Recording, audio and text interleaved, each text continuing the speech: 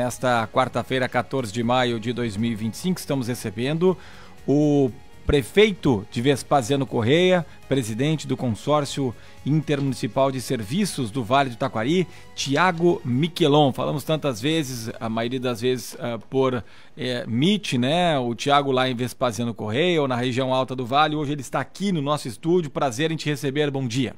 Bom dia, Ricardo. Bom dia, Rita. Bom dia a todos que acompanham o grupo de rádio independente, até porque para nós é um prazer poder estar aqui presente, conhecer os estúdios, por mais que foram diversas as entrevistas, é muito importante o protagonismo que o grupo de mídia de vocês tem perante a região, até porque nós acreditamos muito que a mídia, a comunicação, a divulgação, ela é um dos pilares de nós, gestores públicos, porque é a transparência, é divulgar o passo a passo e o que nós estamos fazendo para melhorar cada dia mais a vida das pessoas. Então, um prazer estar aqui e estou à disposição.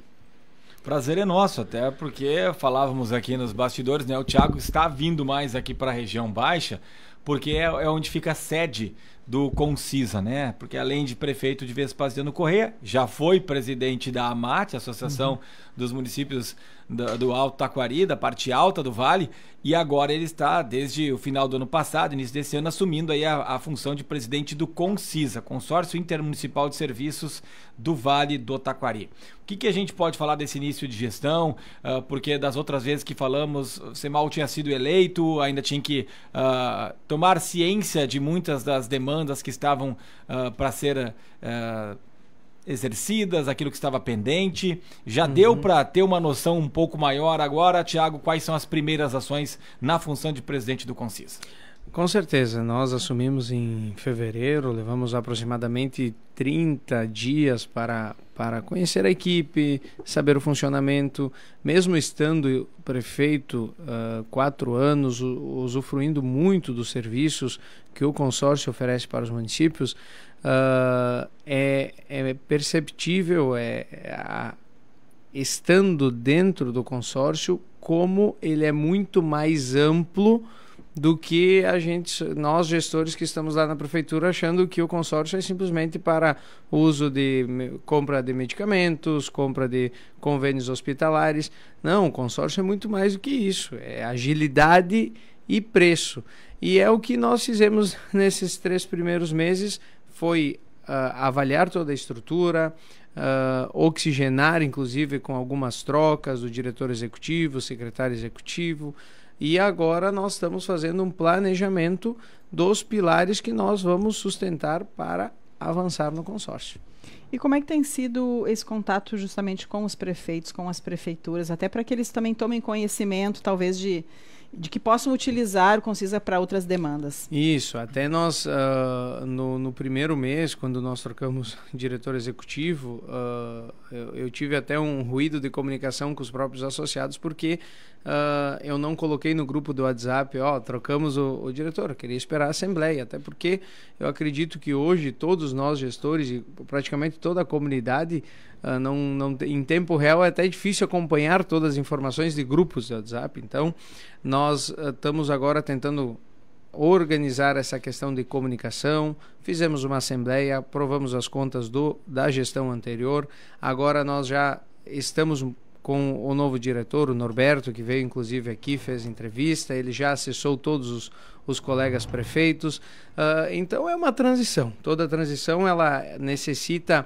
um pouco de calma, até porque é novo para a diretoria que assume, mas acredito que nós vamos conseguir inovar, investir em tecnologia, implantar software de organização interna e dar mais agilidade para os protocolos internos do consórcio. Então hoje, com os associados, o nosso intuito é cada vez mais aproximar o Concisa das prefeituras e abrir o consórcio para que o secretário que está lá na ponta, o prefeito que está lá na ponta, realmente saiba o quanto dá para avançar, agilizar e principalmente desburocratizar a gestão pública. Bom, Uma das novidades, até a prefeita Gláucia Schumacher, aqui de Lajeado, comentou na última sexta-feira, quando esteve em entrevista, é a criação de uma Câmara Setorial com todos os prefeitos de municípios que foram atingidos pela enchente, que não são poucos aqui da nossa região, né? E aí ela explicou também que, até perguntamos, poxa, mas não tem ANVAT já? Ela disse, não, mas é que o Concisa consegue fazer projetos e consegue buscar verbas diferente da ANVAT. Explique um pouco dessa criação, o porquê e como é que está começando esse processo. Certo. ANVAT e AMAT são associações de prefeitos. Então é uma associação totalmente políticas, simbólica política, onde que tem assembleias, reuniões, levantamentos de demandas. Consórcio. Consórcio é a parte, o executivo. Seria a parte que executa essas ideias, esses planejamentos. Então, é importante para quem está em casa entender que a associação de prefeitos, a AMAT, a ANVAT, é como se fosse um conselho, onde que a gente delibera e o consórcio executa.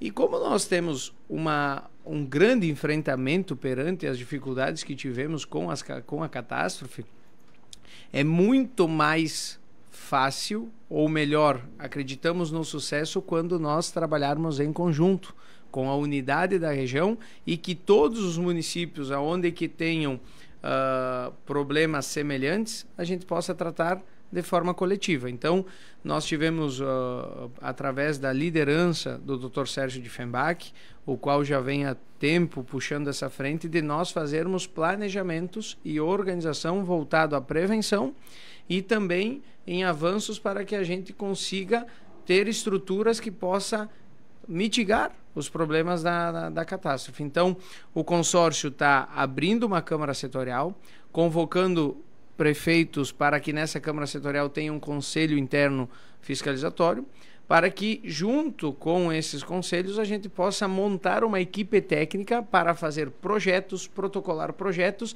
inclusive ter dotação orçamentária para receber recursos.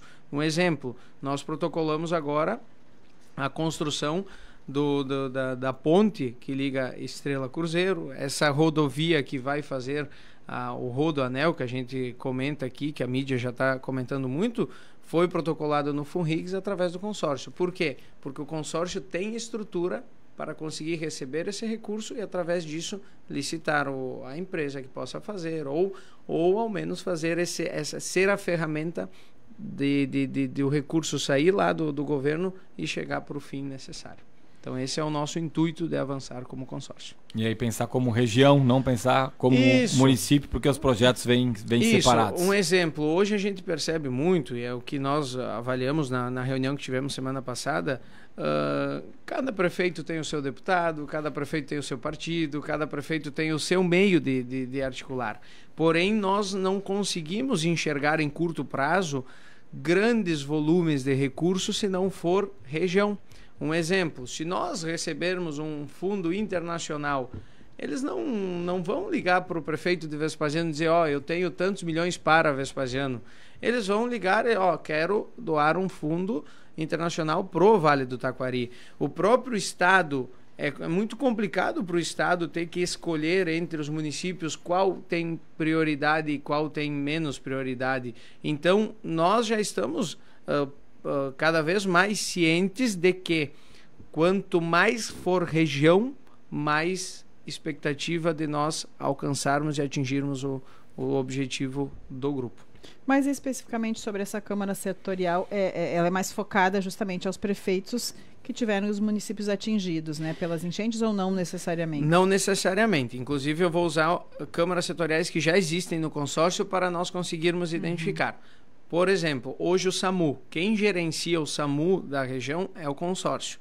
Então, nós temos um grupo de trabalho interno, a Câmara Setorial da Saúde fiscaliza.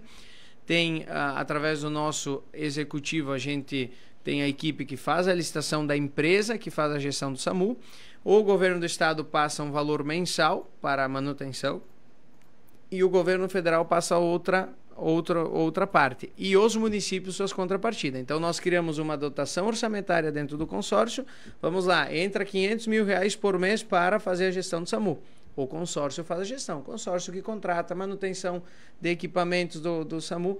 É a mesma coisa essa Câmara Setorial. Nós estamos criando uma Câmara Setorial para a defesa civil, para a questão ambiental e de infraestrutura. Então, a gente monta a Câmara Setorial, repassa um valor de custo, uma dotação orçamentária. Bom, nós vamos precisar de R$30 mil mês para ter uma equipe técnica, para ter uma estrutura para fazer os projetos. A gente repassa esse custo para os municípios e os municípios contemplam o consórcio com esse recurso e nós vamos fazendo essa gerência. E aonde que entra a questão de os municípios que mais atingido ou menos? Como trata-se de defesa civil e trata-se de questões ambientais, hoje, o meu município, por exemplo, tem menos problemas com alagamento. Só tenho a encosta do Rio Guaporé. Porém, eu tenho 72 fraturas de movimentação de terra, que tem custos elevados e que nós vamos ter que intervir. Inclusive, uma no centro da minha cidade. Então, nós fizemos uma análise que nenhum município vai deixar de ser assistido por essa frente.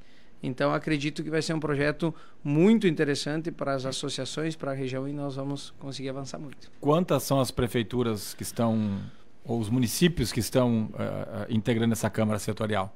Isso. Hoje, de primeiro momento, a Câmara Setorial foi enviado um ofício para a AMAT e um para a ANVAT, né? Então, essa semana eles têm o prazo. Acredito até que já nos responderam. A princípio, os que vão fazer parte da Câmara Setorial são os mais atingidos. Porém, além dos mais atingidos, tem outros menos atingidos, mas que contemplam praticamente os 4 cantos da região. Estamos falando de 12, 15? Isso, em torno disso. Tem Câmara Setorial de 8, tem Câmara Setorial de 12, 14. Essa questão de um número mínimo de 6 a 8 municípios, mas a gente tem, na saúde, nós temos hoje 14 numa Câmara Setorial. Então, o nosso intuito é agregar o máximo de prefeitos com situações diferentes para que a gente consiga ter um planejamento melhor. Tiago Miquelon, prefeito de Vespasiano Correia, presidente do Consórcio Intermunicipal de Serviços do Vale do Taquari. Eu queria aprofundar um pouco mais a questão dessa ponte. Então, você fala que já foi protocolado, né, dessa construção de uma nova ponte, tem um custo estimado aí que ultrapassa 200 milhões. É uma ponte para ser construída entre Cruzeiro do Sul e Estrela, pela 130, lado de Cruzeiro do Sul, 129, lado de Estrela, mais de 1.200 metros de extensão. Essa é a ponte que o consórcio entende ser a ideal, porque tem outro projeto também que fala de uma ponte por cima daquela ponte que já existe entre Lajeado e Estrela na BR-386. Certo.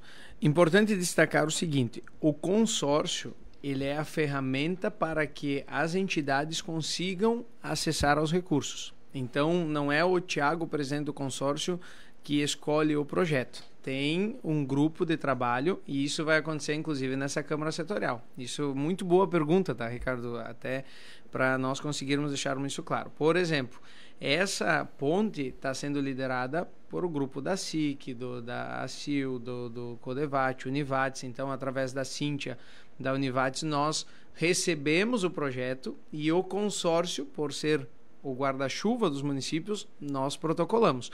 Mesma coisa vai ser nessa Câmara Setorial da Defesa Civil, Infraestrutura e Meio Ambiente. Vai ter um grupo de trabalho técnico com professores, com profissionais da área que vão montar os projetos e o consórcio será somente a ferramenta. Então, para lhe responder a pergunta sobre a questão do projeto, nós protocolamos o projeto que a entidade do Codevat, toda essa estrutura da SIC e da CIL, montaram para nós fazermos. Então, essa análise de qual é a melhor alternativa de projeto, ela é totalmente do grupo de trabalho. Nós, consórcio, só fizemos a execução do processo. Perfeito. E o protocolo. E sobre a ponte do Rio Taquari, ali onde já existe uma, não chegou nenhum projeto por enquanto? Não chegou nenhum. Nós tivemos do aeródromo, que já foi protocolado, esse ali da ponte. O que temos para o aeródromo? Isso também é uma recuperação, uma reforma para fazer com que ele volte ativa e que seja uma alternativa. Isso aí, seja toda uma reestruturação para que ele volte a estar ativo e fique à disposição da região até por uns momentos de calamidade. Essas demandas, elas vão tem as já existentes, mas tem as que ainda vão chegar até vocês. Elas chegam a partir desses encontros, dessas reuniões? Isso. Então, o processo do consórcio, todas as demandas, não é o presidente que diz assim, bom, nós estamos precisando de um programa de horas máquinas na região. Não é que nem na prefeitura. Na prefeitura, o fato gerador é o prefeito. O prefeito decide que tem que montar um programa e cria. No consórcio, não. No consórcio são as assembleias e as câmaras setoriais.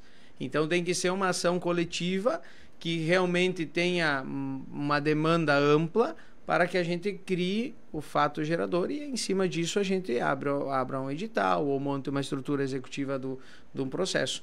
Então, essas demandas regionais, todas elas vão ser passadas por essas câmaras setoriais que, depois de decidido estando em ata, nós, consórcios, vamos buscar os caminhos para executar. Fora a questão da Câmara, outras pautas, falamos dias atrás aí com o Betinho da Alpian, ele falava sobre 3 novas bases do SAMU, hoje temos 5 aqui no Vale do Taquari, e além de 3 novas bases básicas, teria uma UTI avançada também, já temos uma. Isso está em que pé, presidente do Concisa, Thiago Miquelon, e se já temos uma definição de onde serão essas bases? Certo, nós estamos trabalhando muito essa questão do SAMU também baseado na reconstrução do Vale do Taquari.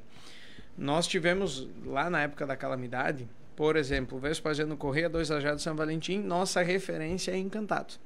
Então, a nossa base do SAMU é Encantado. Se automaticamente o Rio Guaporé corta a ponte da 129 que liga Encantado a Mussum, nós ficamos isolados. Então, o intuito é o quê? Desde 2011 ou 2012, já tem outras bases aprovadas pelo Ministério da Saúde para serem implantadas em outros municípios da região.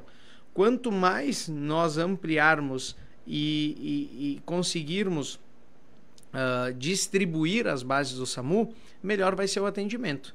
Então, hoje o intuito é implantar uma em 2 Lajados, para que sirva Vespasiano, 2 Lajados, São Valentim. Estamos cogitando Boqueirão do Leão, São José do Herval. Então, que são bases deslocadas. Mas Thiago, o que isso vai ajudar, por exemplo, Encantado, Arroio do Meio e outras cidades? Que quanto mais bases tiver, menos demanda vai ter e, inclusive, mais disponibilidade das que existem hoje. Nós já tivemos situações de nós chamarmos o SAMU e o SAMU estar em outra ocorrência e nós não ter uma base próxima. Então, nosso intuito é isso. Outra questão, Ricardo, além das bases do SAMU, é nós avançarmos e melhorarmos os convênios e as filas, diminuirmos as filas. Então, nós estamos já trabalhando muito forte com a Secretaria do Estado para que a gente consiga aproximar cada vez mais o consórcio do governo do Estado e que os recursos venham através do consórcio, porque se torna muito mais ágil para os municípios. Então, hoje, o consórcio ainda tem como principal pilar a saúde, os convênios, os procedimentos, mas nós ampliamos muito, crescemos muito nos últimos anos e quero aqui cumprimentar todas as diretorias e profissionais do consórcio que trabalham muito lá dentro, porque nós temos hoje serviços de caminhões, de horas máquinas, prestadores de serviços como engenheiros, médicos, enfermeiros, muitos fisioterapia, muitos serviços que para os pequenos municípios principalmente, às vezes tinha que abrir um processo licitatório de 1 mês, 2 meses, para conseguir contratar 10 horas de um fisioterapeuta. E hoje é tudo muito mais ágil. A gente simplesmente liga para o consórcio, tem um profissional disponível, emite a guia, faz o termo de referência e o serviço está chegando lá no cidadão. As bases, você sacou, 2 Lajados, Boqueirão do Leão, São José do Herval. É a tendência. A UTI vai para... Na verdade, a 16ª a 16ª nos passou que tem 9 municípios contemplados que já teria autorização do Ministério. Porém, para nós conseguirmos efetivar, nós precisamos fazer uma reunião, decidir essas questões. Então, adiantados, quando nós assumimos o consórcio, já estava esses municípios recebendo a oportunidade. Porque o município tem que entrar com a estrutura, tem que entrar com um aporte financeiro para ter essa estrutura e deixar isso à disposição. Então, depois que isso está à disposição, nós passamos pela Assembleia e tem que rever para fazer a contrapartida dos municípios e dividir com os municípios o custo dessas bases. Porque, independente se a base é em 2 Lajados, todos os municípios vão ajudar per capita esses valores. Então, o processo está ainda no início, Ricardo. Nós estamos ainda estudando. Inclusive, uma das próximas assembleias é para só debatermos sobre os consórcios. Mas é para quando? Agora, a instalação? A instalação, ela vem depois de que nós definirmos, então agora nós fizemos um levantamento dos municípios que teriam interesse. Esses 3 municípios a gente já comunicou. E agora, na próxima reunião, nós vamos comunicar os outros que a 16ª nos passou.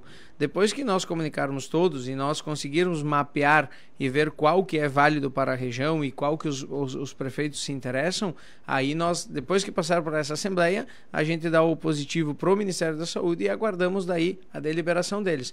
Porque as ambulâncias, os equipamentos, toda essa parte vem dos recursos de lá. Então, nós dependemos das portarias e dos recursos do Ministério da Saúde.